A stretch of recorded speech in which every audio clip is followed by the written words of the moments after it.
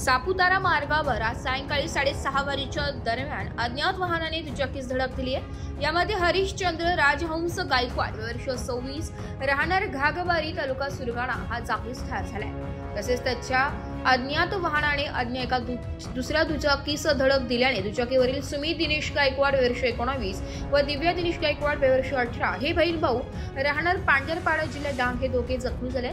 दोघेही दुचाकी ह्या वणी बाजूने बोरगावकडे जात होत्या, तर सापुतारा बाजूकडून आयशर गाडी ही वणी बाजूकडे जात होती। धडक दिल्यानंतर आयशर चालकाने वाहन न थांबवता अपघात करून वाहनासह पलायन केले। जखमींना या मार्गावर रुग्णसेवेत असलेल्या जगद्गुरू रामानंदाचार्य नरेंद्रचार्यजी संस्था श्री क्षेत्र नाणीजधाम यांच्या मोफत अँब्युलन्सने त्वरित वणी ग्रामीण रुग्णालयातील उपचारासाठी दाखल केले असून अधिक उपचारासाठी नाशिक येथे पाठवण्यात आले। अपघातातील मयत हरिश्चंद्र गायकवाड यांच्यावर रात्री उशिरा येथील ग्रामीण रुग्णालयातच शवविच्छेदन करण्यात आले। हरिश्चंद्र गायकवाड हे विद्युत वितरण कंपनीमध्ये कार्यरत होते।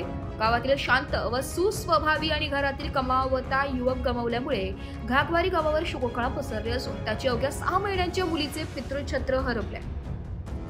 धडक देऊन पळून गेलेल्या अज्ञात वाहनाचा पोलिसांनी कसून शोध घ्यावा अशी मागणी ग्रामस्थांनी केली आहे। एस मराठी न्यूज साठी तालुका प्रतिनिधी सौरभ पाटोळे, वणी।